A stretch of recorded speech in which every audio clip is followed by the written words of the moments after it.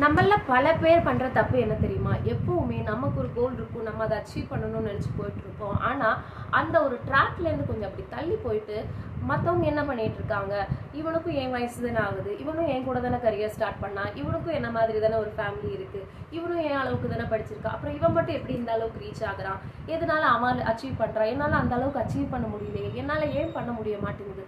So இந்த மாதிரி கான்ஸ்டண்டா நம்ம வந்து கம்பேர் பண்ணிக்கிட்டே இருக்கோம். நம்ம எப்பவுமே நம்மளை வந்து மற்றவங்களோட கம்பேர் பண்றதுலயே நம்ம பாதி எனர்ஜி போயிடுது.